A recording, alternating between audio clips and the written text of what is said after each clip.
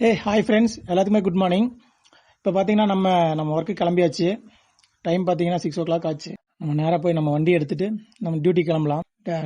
நேராக மார்க்கெட் போகிறோம். நம்ம கடைக்கு தேவையான பொருள் எல்லாம் பர்ச்சேஸ் பண்ணிட்டு வரலாம். பர்ச்சேஸ் பண்ணிட்டு வந்துட்டு கடையில் எல்லாத்தையும் அடுக்கி வச்சுட்டு நம்ம வீட்டுக்கு கிளம்ப போகிறோம். வீட்டுக்கு வந்து குளிச்சாச்சு ஃப்ரெண்ட்ஸ். இப்போ நம்ம குலதெய்வ கோயிலுக்கு கிளம்பலாம். வாங்க போகலாம்.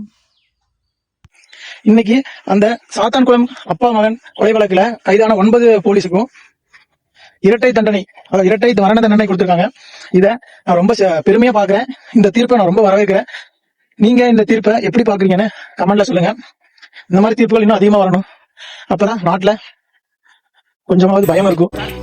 எனக்கு என்னோட குலதெய்வம் ரொம்ப ரொம்ப ஸ்பெஷல். ஏன்னா நான் ஒவ்வொரு வாரம் செவ்வாய்க்கிழமை ஆனாலும் இங்க வந்துட்டு அதுக்கப்புறம் தான் போய் நான் சாப்பிடுவேன். அது எவ்வளவு டைம் ஆனாலும் சரி, எனக்கு அது ஒரு ரொட்டீன் ஆயிடுச்சு. நான் மார்னிங் இங்க கோயிலுக்கு வந்துட்டு போகலன்னா எனக்கு அன்னைக்கு டே ஃபுல்லாமே ஒரு டிசப்பாயின்மெண்டா இருக்கும். பாலமுருகன் துணை. உங்களுக்கும் உங்களோட குலதெய்வ பேர் என்ன கமெண்ட்ல சொல்லுங்க, நானும் தெரிஞ்சுக்கிறேன்.